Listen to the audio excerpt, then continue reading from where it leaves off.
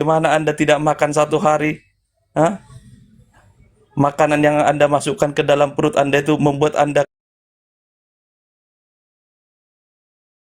kalau Anda tidak makan, mati atau tidak? Kalau satu hari, 2 hari, biar Anda yakin yang Anda kenal ini Allah itu benar gak sih gitu loh. Nyata gak sih gaibnya gitu kan? Kan dia maha tuh. Karena jelas. Nah, ketika Anda sudah mengalami itu semua, baru Anda berarti yakin benar nih yang maha menghidupi itu adalah bukan makanan, adalah Allah itu sendiri. Begitu cara mengujinya.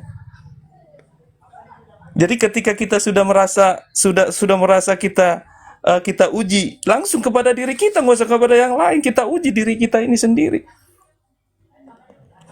berdasarkan kata-kata yang indah dan yang manis di dalam Al-Quran itu benar gak? Sesuai gak? Uji langsung, terapkan langsung, nggak ada kata-kata tidak keluar. Misalnya gini, cara mengujinya gini. Manusia ini berat meyakini tentang Tuhan itu karena apa? Karena tidak terlihat, karena sumber rejeki yang ingin dilihat sama manusia ini sudah tertutup oleh nafsunya. Jadi kalau rejeki itu merasa dari Allah yang tidak terlihat, nggak mungkin, karena akalnya sudah tidak dipakai. Akhirnya apa? Manusia terjebak di dalam keinginannya, ketergantungannya kepada sesama manusia. Nah, di situ ketika Anda sudah berkenalan sama Allah dan mempelajari kata-katanya itu, apa kata-katanya itu adalah firman-Nya itu sendiri, Al-Quran itu sendiri, uji langsung. Anda keluar dari kantor Anda, pertanyaannya, manusia ini kan takut kan? Takut dia akan hari esok. Wah, gimana besok? Langsung dipikirkan yang enggak. Karena dia memikirkan dirinya sendiri tanpa dia tidak tahu bahwa ada Allah itu bersama dirinya gitu. Langsung uji saja, ketika Anda tidak bekerja mati atau tidak. Kalau tidak, kita ini tidak akan menemukan kebenaran itu tentang Allah yang maha gaib itu. Uji langsung supaya kita terlepas dari ketergantungan nih. Ini sangat, kalau kita tergantung sama manusia yang ada itu akhirnya tuh kecewa. Tapi kalau kita tergantung sama Allah, nggak ada kecewa yang kita dapat. Nikmat di dunia, apalagi akhiratnya. Diuji, Pak, bukan dikatakan, bukan dipikirkan. Anda kalau memikirkan tentang Tuhan ini nggak bakalan nyampe. Manusia itu ada batas pola pikirnya, akalnya itu dibatasi tentang hal yang gaib. Hal yang gaib itu harus dibuktikan, buktikan dengan sendiri. Yang hidup itu sebenarnya jasad kita atau ruh kita. Kalau di Islam itu ruh itu masih ada yang menghidupi, Pak. Walaupun sifat daripada ruh itu adalah menghidupi jasad gitu. Tapi ruh itu sendiri ada yang menghidupi. Siapa? Allah itu sendiri. Uji langsung, nggak usah cerita panjang kali lebar. Masalah nanti bisa Anda menyampaikan dakwah itu nanti dulu. Uji dulu tentang kebenaran Allah itu yang Anda kenal, yang Anda kenal sebagai Tuhan itu. Nah, itu di Islam. Yang diperkenalkan namanya dulu. Makanya semua Islam ketika ditanya siapa Tuhanmu, Allah. Jelas dia. Nggak ada, semua Islam mau dari manapun, dari ujung akhirat mau ujung dunia pun, semua akan menyatakan itu Allah. Nah, baru kita masuk. Masa Anda percaya ketika diperkenalkan langsung cuma nama? Kan enggak. Pelajari dulu. Benar gak nih? Kan gitu. Kayak kita mempelajari manusia nih. Oh, bagus banget narasinya, omongannya, tapi tidak sesuai dengan pembuktiannya. Nah, itu makanya kita sesat. Nah, kalau di Islam tidak, Pak. Batu ujian semua. Al-Qur'annya kita uji, kita pelajari dulu, baru kita terapkan, baru masuklah di situ. Ketika kita barulah disebut itu kita sudah mengenal. Ketika kita sudah mengenal pemilik nama itu sendiri, ya, berdasarkan, bukan berarti kita bisa bertemu langsung kita bertemu, tidak. Yang kita dapati adalah sifat-sifatnya karena kita adalah ciptaan daripada Allah itu sendiri. Apa peranan kita di dalam kehidupan kita? Makanya di dalam Al-Quran itu, tidaklah kuciptakan jin dan manusia kecuali untuk beribadah kepadaku. Nggak ada yang lain. Assalamualaikum warahmatullahi wabarakatuh. Waalaikumsalam warahmatullahi wabarakatuh. Pak Ustaz. Ini Bang Maryam kok beda ya? Perasaan beda banget. Ini Bang Maryam yang kemarin bukan? Bang Sugi, Assalamualaikum. Waalaikumsalam. Ini guru saya soalnya dari sebelah, jadi saya agak ini ada Bang Juma, Bang Handi, Bang Miftah, saudara saya Ferry juga. Aduh, mohon maaf nih guru-guru. Masya Allah. Anda udah mau alaf Bang Maryam? Alhamdulillah, Bang. Kapan?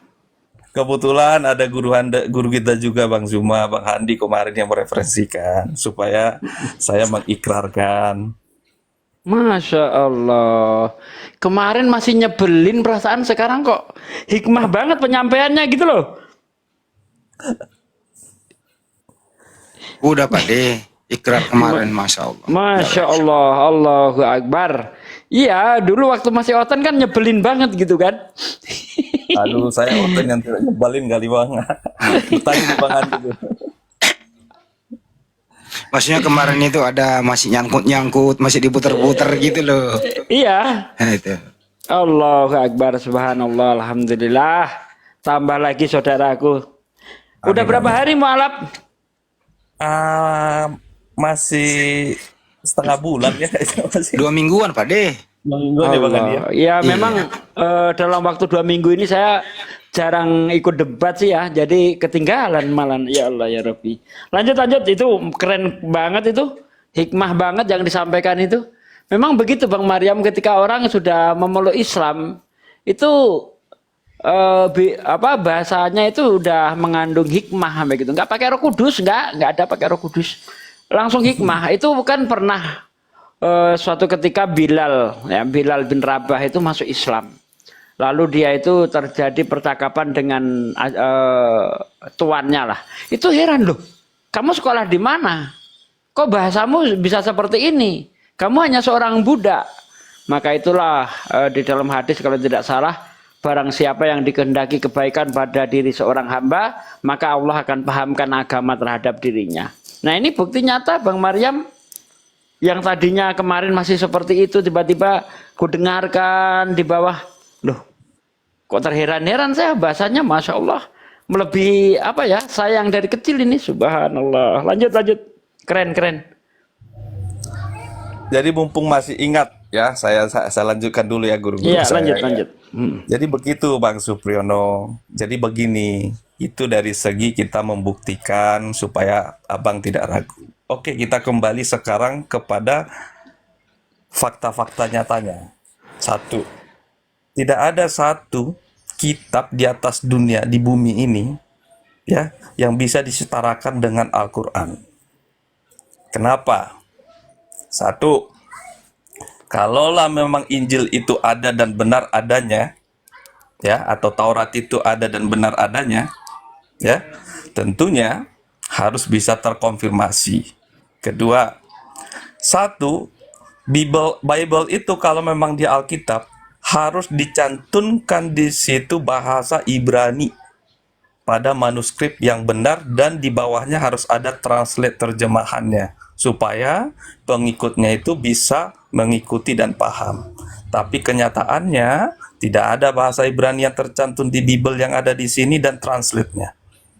Dan tidak terkonfirmasi siapa penulisnya, dan tidak bisa kita jadikan salah satu firman yang benar-benar keluar dari lisannya para nabi-nabi yang menyampaikan tersebut.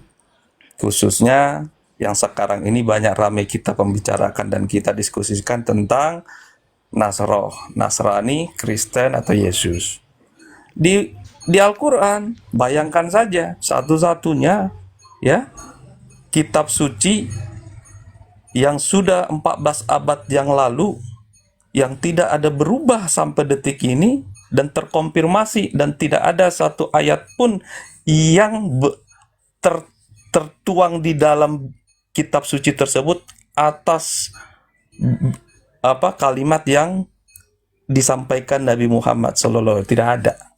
Itu murni benar-benar langsung dari sang pemilik kitab itu sendiri, siapa Allah itu sendiri. Dan bagaimana membuktikannya? Kita tidak usah jauh-jauh membuktikan kebenaran Al-Quran itu. Ternyata yang membuktikan bukan dari orang muslimnya, bahkan orang-orang yang di luar muslim kayak profesor-profesor tersebut, gitu loh. Einstein dan segala macam. Ketika mereka membuat penemuan tentang awalnya terjadinya dunia ini, bagaimana bumi ini ada tiang pancangnya di bawah laut, ya, dan bagaimana embrio manusia itu yang mereka temukan itu ternyata sudah ada di dalam buku yang sudah lamanya itu 1400 tahun yang lalu. Jadi kita tidak usah capek-capek gitu loh, mereka membuktikan sendiri. Dan itulah kenyataannya gitu loh. Nah, itulah kalau kita mau meneliti sumber informasi yang benar, bersumber langsung yang yang punya alam semesta ini, ya begitu. Nah, Nabi Muhammad tidak mengerti, tidak tahu itu. Kalau dia tahu, makanya karena ketidaktahuannya lah menjadi Al-Quran itu salah satu benar-benarlah itu kitab suci. Namanya kitab suci itu adalah kitab yang belum ternodai oleh pikiran-pikiran manusia. Gitu. Nah itu. Jadi makanya kitab suci di dalam Al-Quran ini, ketika semua manusia yang mencoba mencari tahu kelemahan dan kesalahannya, dia akan berbalik 360 derajat, bahkan ingin nyaman di situ, ingin nggak kembali kalau kita membaca. Di situ luar biasanya. Beda kalau kita baca-baca Bible, Taurat yang sekarang ini ya, yang sekarang ini gitu loh. Sulit kita cerna, apalagi untuk kita hafal. Tetapi biarpun seperti itu masih ada makna-makna yang masih ada kandungan intisarinya itu, bahwa kita masih mengarah kepada, kita masih ada penyembahan kita terhadap Tuhan Yang Maha Esa itu. Ketimbang masih banyak orang-orang yang tidak bertuhan. Itu sebenarnya yang kita harus perangi. Gitu loh. Makanya tadi Bang Supriyono bilang kenapa Muslim itu identik dengan teroris. Mohon maaf abangku, ya mohon maaf. Kita sudah buktikan teroris itu kemarin, ketua ISIS itu bukan Muslim, dia orang Yahudi. Karena Islam ini mudah dipelajari, ya, mudah di framing. Tetapi karena ini dari Allah, Allah akan jaga. Makanya dia buktikan bahwa ISIS itu bukan Muslim, bukan ajaran Muslim. Bukan ajaran Islam, bukan ajaran yang disampaikan oleh baginda Rasulullah Muhammad SAW. Kalau ingin melihat Islam, lihatlah, kita contohlah Nabi kita, itu sudah nggak ada yang lain. Masya Gitu. Allah, keren. Lanjut. Perintah yang kita jalankan disuruh sholat, makanya dibilang Nabi, apa perbedaan? Walaupun semua Nabi tapi apa perbedaan di kita Islam itu, Nabi kita Muhammad SAW itu? Nabi kita satu-satu, ya, yang diberikan sama Allah. Ketika Isa alaihissalam tidak bertanggung jawab dengan umatnya, dia memasrahkan semua keputusan yang telah keputusan kepada Allah. Tetapi Rasulullah Muhammad SAW yang jadi junjungan kami sebagai umat Islam, ya, langsung diberikan perintah, langsung diberikan ayat sama Allah kepada Nabi Muhammad. Ayatnya itu Al-Anbiya itu 107 ada di Al-Quran, ya. Kami tidak mengutus kamu Muhammad kecuali sebagai rahmat bagi seluruh alam. Bukan cuma umat lagi, bukan cuma manusia. Tapi apa lantas Nabi kami berbangga hati Tolong ketika di-mute dikasih dulu ayat itu. itu. Bung capek, tolong di mute. Apa lantas Nabi kami berbangga hati ketika dikasih ayat itu? Tidak. Masih tetap dia menangis, ya. Ketika dia ditawarkan, ketika dia diberikan surga yang luar biasa sekali, itu keindahannya itu untuk dinikmati, ya. Tapi beliau menolak itu semua. Apa? Karena apa? Karena beliau tidak mau satupun suatu saat di akhir zaman satu umatnya dia itu masuk surga, masuk neraka. Nggak mau dia. Satu pun, jangankan banyak, satu saja dia nggak mau. Makanya Allah turunkanlah ayat yang tadi.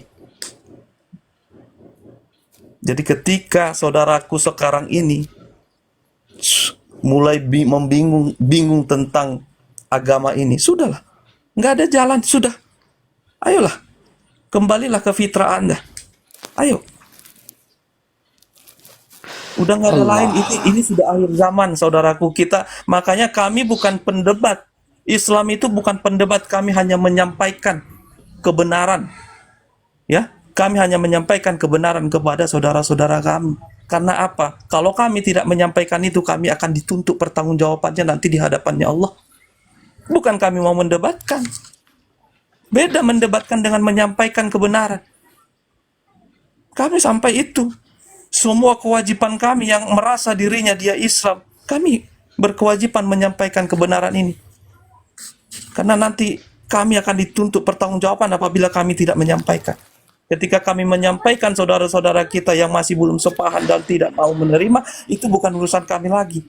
Makanya kami ini dituntut bukan sekedar menyampaikan secara lisan, tetapi menyampaikan juga secara perilaku kami di dalam berkehidupan. Bagaimana cara kami memanusiakan manusia. Lihat Islam kami ini, persaudaraan kami ini solid.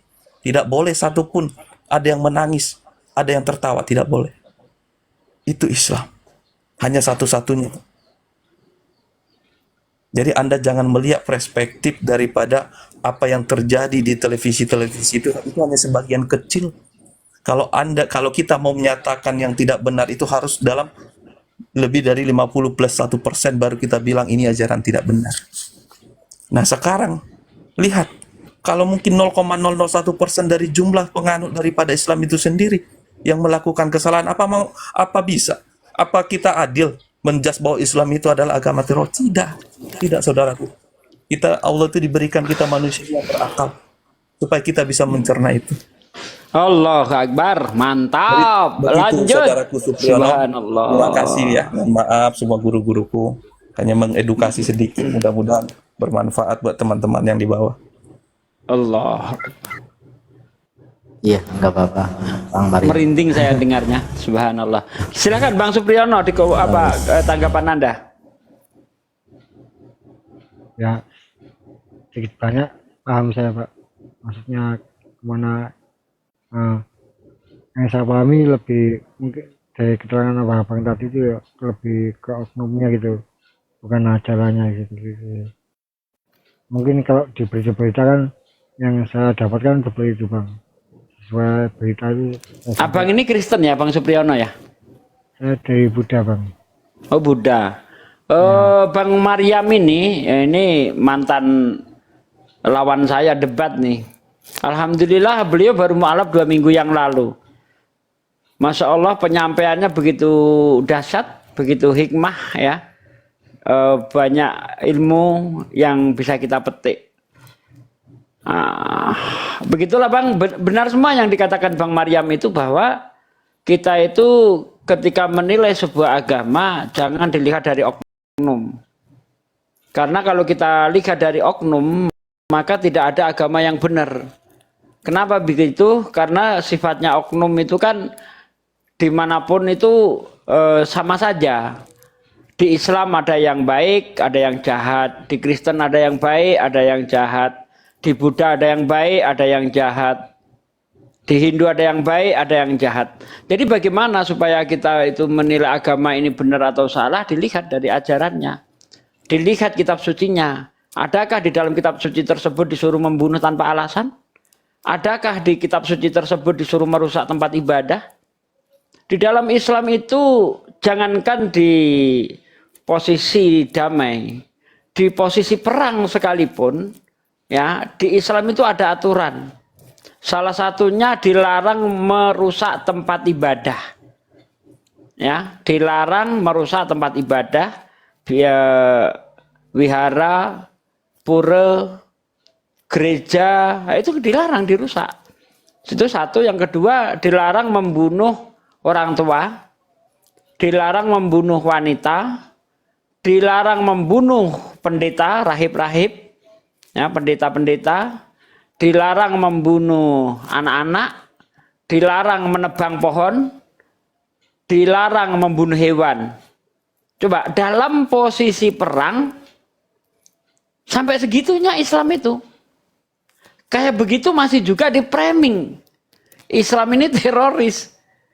Ya, memang Islam itu tidak bisa dikalahkan. Tapi Islam itu mudah disalahkan. Islam itu mudah disalahkan bukan karena ajarannya yang salah, tetapi dari oknum-oknum yang merusak Islam. Ya, merusak Islam dari dalam. Contohnya ya kelompok-kelompok yang kita kenal dengan kelompok teroris. Nah, itu pun saya tanda tanya sebagai orang Islam. Apa benar orang ini mau merusak gereja? Kalau memang dia itu tujuannya mau merusak gereja, mau ngebom orang yang lagi kebaktian di gereja, kok pakaiannya Islami banget? Pakai peci, pakai jenggot, pakai ya perempuannya pakai burdah, pakai cadar. Di sakunya ada Al-Qur'an. Bukannya orang kalau mau menghancurkan musuhnya seharusnya dia nyamar ya. Pakai kalung salib besar-besar masuk gereja nggak ada yang nanya, Pak. Tapi kalau pakaiannya sangat Islami, pakai jenggot, celana cingkrang, pakai peci, perempuannya pakai cadar, baru nyampe pintu gerbang udah ditanya, kamu mau ngapain ke sini? Nah, dari penampilan saja saya udah meragukan bahwa dia bertujuan untuk menghancurkan gereja. Jadi tujuannya apa? Tujuannya merusak Islam. Ini loh ajaran Islam yang sebenarnya. Itu yang dia tunjukkan. Dia memfitnah Islam. Ini loh ajaran Islam yang sebenarnya nyuruh ngebom sana sini. Itu sebenarnya. Bukan ingin merusak gereja. Bukan. Kalau mau merusak gereja seperti yang saya katakan. Berpakaianlah kayak pendeta. Berpakaianlah kayak orang Kristen. Ya kan, pakai dasi, pakai kalung salib, kalau perlu yang besar dikeluarkan di dada. Masuk nggak ada yang nanya. Tapi kalau pakaiannya seperti itu, wah ya udah dicurigai. Nah, dari sini saja bagi orang yang cerdas sudah tahu bahwa Islam akan dirusak dari dalam dengan cara apa? Yaitu tadi nyamar-nyamar, merekrutlah orang-orang bodoh, ya, merekrut orang-orang bodoh yang nggak ngerti hukum, yang nggak ngerti asbabun nuzul. Nah, itu di Al-Quran disuruh membunuh siapa saja yang kamu temui. Wah, jalan dia. Padahal kalau kita lihat asbabun nuzulnya, ayat perintah itu bunuhlah di mana saja orang kafir kamu temui, di medan tempur, bukan di masa damai. Ya, di medan perang ya namanya kalau tidak dibunuh ya membunuh. Wajar itu di medan perang. Siapapun ya seorang panglima perang pasti akan mengajarkan, menyuruh, memerintahkan anak buahnya untuk membunuh.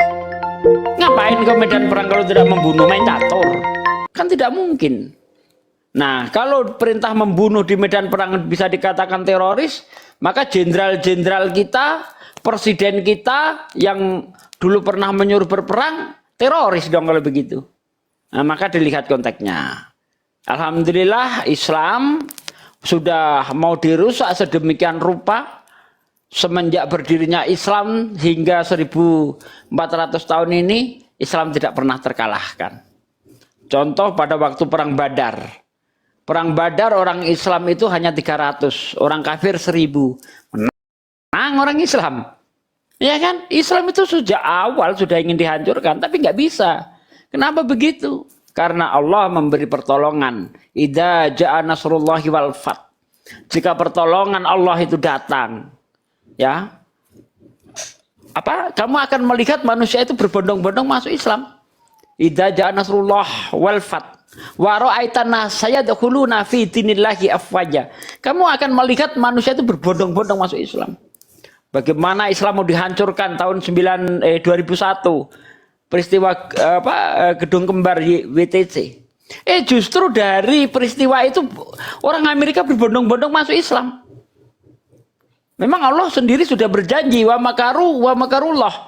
Wallahu khairul makirin. Orang-orang kafir itu mau berbuat makar kepada Allah dan Allah juga mempersiapkan makar untuk mereka. Ingat, Allah itu sebaik-baik pembalas makar. Jadi Allah itu menggunakan senjata mereka untuk menghantam mereka.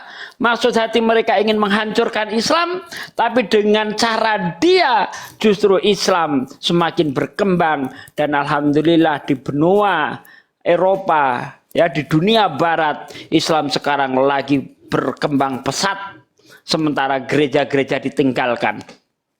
Tahun 90 Kristen masih 65%, yang ke gereja 25%. Sekarang ya, orang yang beragama Kristen tinggal 12%, yang ke gereja tinggal 3%. Itu pun yang kakek-kakek, nenek-nenek. Yang muda-muda sudah tidak mau lagi. Kenapa? Karena mereka trauma di masa lalu, di abad-abad pertengahan, di mana ketika orang Kristen itu hidup penuh percaya dengan kitabnya, mereka mengalami zaman kebodohan.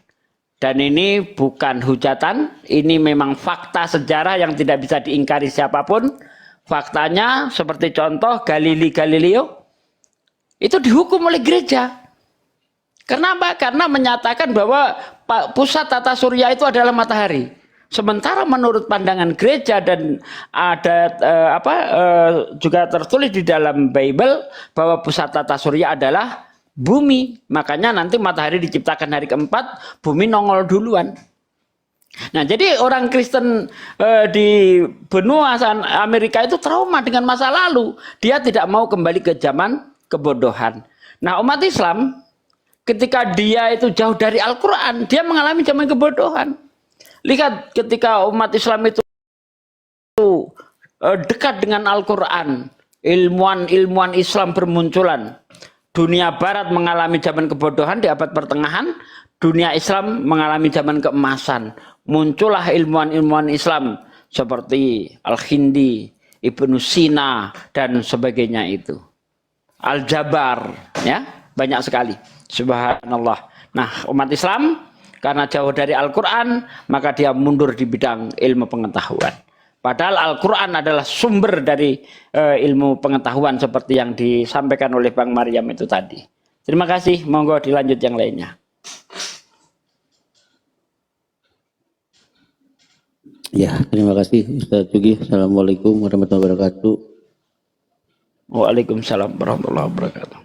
Terima kasih Ustaz Jugi sudah mampir di Api Jabar. Iya, saya terkejut tadi dengan Bang Maryam, loh. Orang ini kok udah hikmah kali penyampaiannya. Padahal perasaan masih oten, kan saya nggak tahu kalau beliau ini udah mualaf. Kurang update. Iya, kurang update. Memang saya beberapa hari ini sibuk, jarang ikut naik gitu. Sibuk di studio, Iya. keren. Ya, Bang Subriyono, silakan. Bang Subriyono, gimana tanggapannya, Bang? Ya mungkin banyak Asyhadu. banyak ilmu dari abang-abang semua itu menjelaskan yang saya tanyakan tadi, banyak penjelasan itu Bang. Ya mungkin apa ya, untuk itu saya pasti akan pikiran semua itu Bang. Kalau untuk Gusaku itu Alhamdulillah. terburu-buru saya belum ke sana Bang. Tapi tetap saya akan pikir Siap. benar itu penjelasannya seperti apa kan, perlu apa Bang ya, perlu kita memikirkan dulu kebenarannya itu Bang. Iya. Kalau untuk memutuskan mungkin saya belum bisa gitu Bang. Ya terima kasih lah atas Iya. ilmunya semua. Ya udah Pak Supri, terakhir Pak Supri ya, ini udah hampir 2 jam juga. Mohon Anda jawab dengan jujur. Kalau ingin meninggalkan Buddhis, meninggalkan Siddhartha Gautama, Anda memilih A. Kristen, B. Islam. Silakan. Kalau disuruh untuk memilih saat ini masih belum Bang, belum mantap di hati itu Bang. Misalnya kalau Anda ingin, saya ulang ya. Kalau misalnya nih, berandai-andai. Condong sih saya ke Muslim Bang. Oke, itu maksudnya. Dari hati itu lebih condong ke Muslim, makanya saya agar mantap perlu bertanya banyak gitu Bang. Sebenarnya seperti itu. Kan gini Bang siapa Supri, di Buddha itu kan setahu saya sih hampir semua itu tidak bisa dimakan. Karena Iya, di Bang. situ, iya kan? Sesuai kasarnya tapi Bang, enggak semua. Iya, itu secara ajaran kan begitu. Iya. Nah, lebih enak ke Kristen, Bang. Semua bisa dimakan. Kaki meja kalau lunak pun bisa dimakan, Bang. Direbus lunak bisa dimakan, Bang. Jadi dari semua yang tadinya tidak bisa dimakan, pindah ke Kristen, semua bisa dimakan. Di Islam tengah-tengah, Bang. Ini ada yang bisa dimakan, ada yang tidak bisa dimakan. Nah, kira-kira Anda pilih dari yang hampir semua tidak bisa dimakan, pindah ke semua bisa dimakan, atau pilih yang tengah-tengah? Kalau dari akal logika kita sih lebih condong ke muslim Bang, emang Bang. Masya Allah. Ini izin dulu Pak De, ini kok netizen di bawah ini kalau kita bicara ya lebih pinter dia ya. Ini nggak ada pemaksaan loh. Saya ulang kembali Yang ini. maksa siapa? Iya. Itu umpama tadi. Ini malah Pak De menyarankan ke Kristen supaya di sana hidup nggak teratur, semua bisa dimakan. Gimana kamu ini dibawa? Sebenarnya Kamu kok nggak lebih? ragu Bang. Sebenarnya Ini kan nggak cuman ragu. saya berandai-andai. Kalau seandainya, makanya kalau orang ngomong itu jangan didengerin colok pantatnya. Dengerin. Seandainya Pak Supriyono ya ingin keluar dari Buddhis yang Anda yakini sekarang, Anda memilih agama apa? A. Kristen, B. Islam. Ini kan bertanya. Iya Bang. Kenapa? Karena pertanyaan ini adalah kesimpulan daripada diskusi pada kesempatan kali ini, mulai dari Pak Supriyono bertanya hampir 27 pertanyaan diajukan kepada Bang Yuma. Satu ke saya, dua ke Pak Maryam, satu ke Pak D.